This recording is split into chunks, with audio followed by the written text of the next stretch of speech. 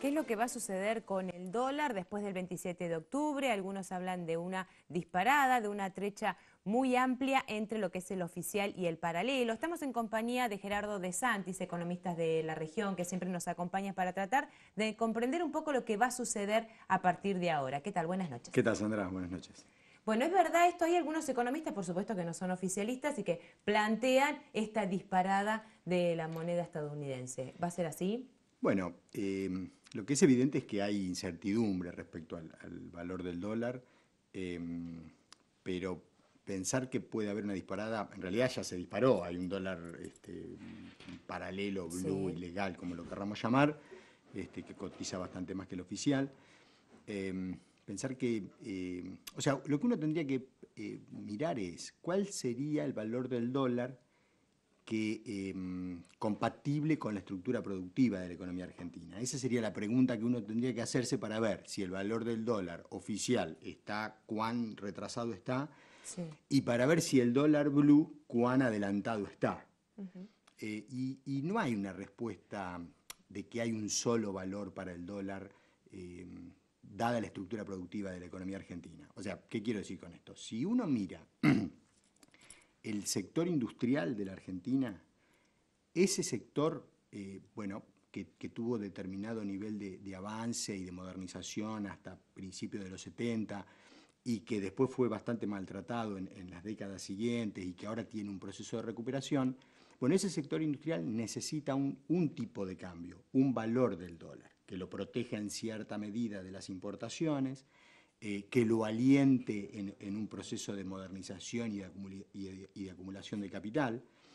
Si uno mira el sector agropecuario o en particular, para dar un ejemplo extremo, el sector que produce soja en la pampa húmeda, bueno, el valor del dólar que necesita ese sector exportador, que obviamente exporta y cobra dólares, es un sector que requiere un dólar menor que el sector industrial porque tiene una serie de ventajas, algunas fundamentales que están dadas por la propia naturaleza de la Sí. pampa húmeda, del clima.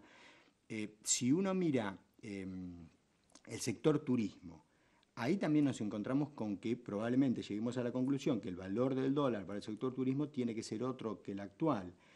Pensemos que no hace mucho, hará 3 años, 4 años, 5 años, el sector turismo era superavitario en divisas. Sí.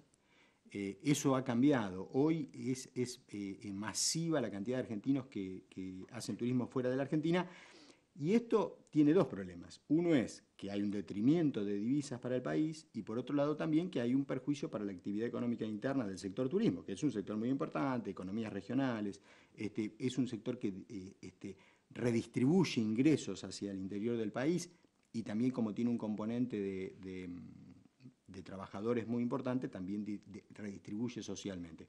Entonces, digamos, la economía argentina necesita, dadas sus características productivas, distintos valores del dólar para que sean viables todos los sectores.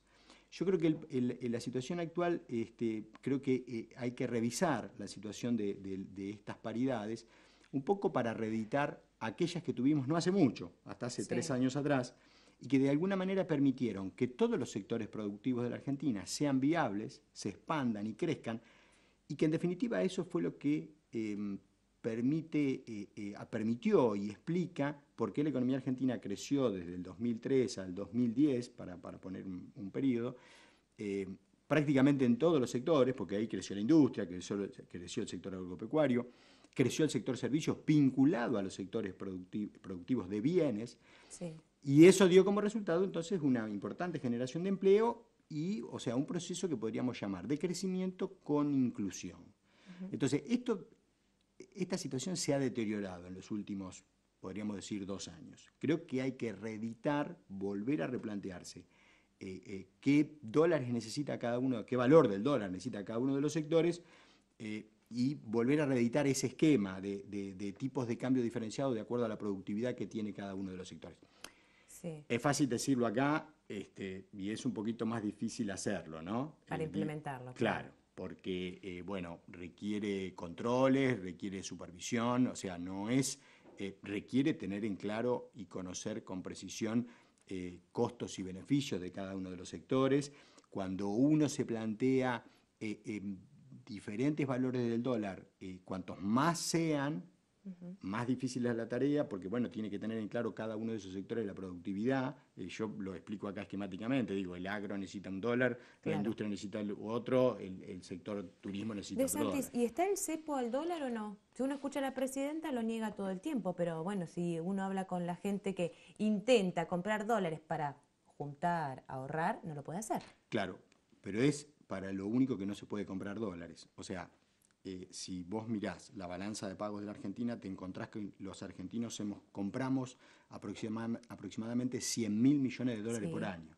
Compramos dólares cuando nos vamos de vacaciones afuera, un poco vinculado con lo que hablábamos recién, a un dólar bastante barato. Fíjate que nos estamos yendo masivamente. Compramos dólares cuando compramos cualquier artículo importado. Los empresarios argentinos compran muchos dólares y gastan muchos dólares al tipo de cambio oficial. Te estoy hablando de 100.000 millones de dólares al tipo de cambio oficial. Sí, ahora yo digo, no sé si es masivo el viaje al exterior. Es decir, será masivo para el sector empresarial, no para la clase media. Estoy de acuerdo. Es masivo para lo que la Argentina necesita los dólares. O sea, ¿qué quiero decir? La Argentina está gastando de más dólares en turismo, mientras que necesita dólares para importar energía y necesita dólares para traer bienes de capital. O sea, podríamos, digamos, está claro que no se va todo el país de vacaciones afuera. Tal cual. Entonces, cuando uno mira lo que estamos gastando en turismo, que tiene los perjuicios un poquito de los que nombré antes, digo, son muchos en términos del perjuicio que trae para el sector turismo interno y en cuanto a actividad. Y son muchos en términos de la necesidad de dólares que tiene la economía argentina para estos otros dos motivos que te acabo de decir. La propia expansión hace que necesitemos mucha energía y buena parte de esa energía viene importada, básicamente el gas. Entonces necesitamos, cuando uno mira lo que estamos gastando en turismo, de dólares en turismo, y lo que necesitamos para energía, ahí claramente ves que estás usando de una manera superflua los pocos dólares que tenés. Y también cuando mirás los dólares que necesitas para bienes de capital.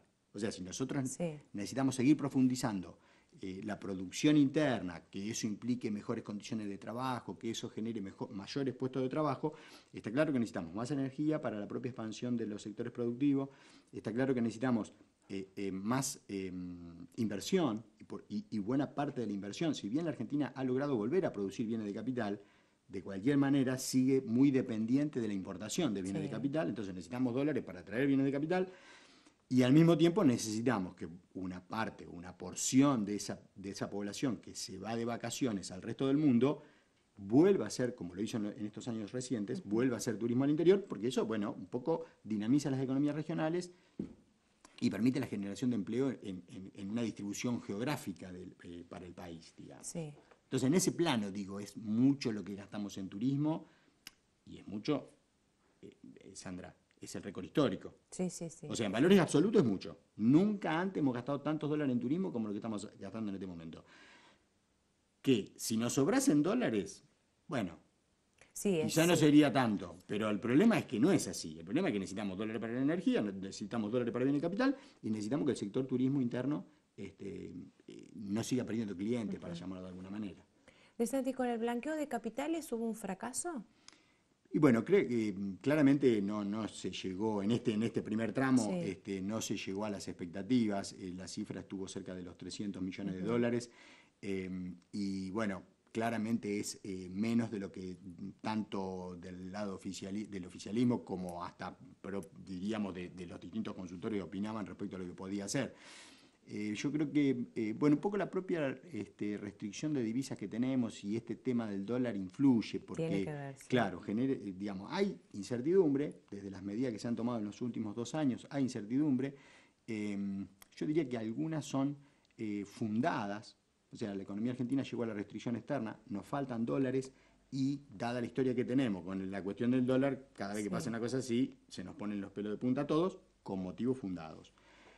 También creo que hay motivos que subjetivos, que no son tan fundados, porque, digamos, por ejemplo, los argentinos teníamos 16.000 millones de dólares en los bancos recientemente, y los hemos retirado casi todos, también por este motivo de incertidumbre. O sea, no ha habido problema para quien quiso retirar sus depósitos en dólares en el bancario, Sin embargo, se sostiene que es muy incierto, mucho riesgo y hay poco respeto por las instituciones. Digamos, si uno compara lo que se consideraba hace 15 años atrás, donde sí se lo consideraba como un modelo que daba certezas, que daba seguridad jurídica, bueno, los dólares que estuvieron depositados en aquel modelo no pudieron ser retirados de los bancos. Y hoy, digamos, el que le prestó plata a la Argentina, me refiero a los canjes del 2005 y del 2006 y 2010, han cobrado. Quienes tenían los depósitos en dólares en los bancos depositados los han podido retirar sin ningún problema. En general, los que invirtieron han ganado. Distinto es la situación de hace 15 años atrás, donde se decía invierta, y quebraron las empresas. Sí. O sea, para mí hay una situación dual.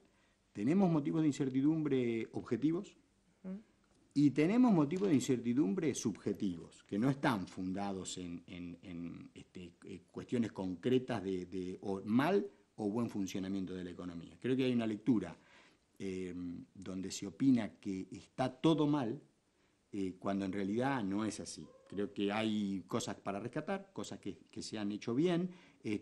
Creo que hay cosas que se han cometido errores, pero en el sentido correcto, tratando de ir en el sentido correcto. Entonces, me parece que cuando se tergiversa esa realidad y se lo pone todo con un tono negativo, bueno, eso también genera incertidumbre y, bueno, colabora a que... Sí. A ver, hagamos un impasse acá. Sí, ¿le va mal al kirchnerismo el 27 de octubre? ¿O peor, digamos, de lo que le fue en las PASO? ¿Qué puede suceder? Es inevitable que esto tenga impacto en la cuestión económica y en agravar la situación de incertidumbre. Si el oficialismo tiene un mal resultado electoral, eso genera, pensemos que son dos años más de gestión, claro, 2 años más de gestión, con un resultado adverso. Si bien daría la impresión de que el kirchnerismo va a lograr ser la primera minoría, pero bueno, con una porción de votos relativamente baja, podríamos decir. No soy analista electoral, entonces no quiero arriesgar mucho, pero sí. Pero bueno, hay un antecedente importante, digamos, del 11 de agosto. Claro, sí, tal cual. Por eso, si el resultado es similar o peor, bueno, eso le presenta al gobierno un desafío muy importante en términos de continuar esta gestión. De cualquier manera, yo estoy más preocupado por que no veo que los posibles ganadores representen una alternativa real de avances sobre... Yo, digamos, para simplificar, y ya que estamos hablando en términos electorales, para mí en la Argentina hay 3 barcos políticos. Lo que podríamos llamar el panradicalismo. Hoy, candidato a presidente de eso parecería que fuera Wiener. Wiener propone, dicho por él, transformar soja en carne de cerdo. O sea, es un poco el modelo agroexportador. Si uno tiene que remontarse, lo encuentra en el Plan Pinedo de 1940, o sea, lo encuentra bastante atrás en la historia. Después tendríamos otro proyecto político que sería el del peronismo como de centro-derecha, que es está más emparentado a los 90. Ahí está Massa, está Reutemann, de la Sota, o sea, estaría Macri también en ese sector. O sea, no ofrecen, son 2 variantes políticas que no veo que ofrezcan una alternativa superadora a la actual. Y el modelo actual, donde hay una propuesta de industrialización y de inclusión social, que obviamente tiene virtudes y defectos.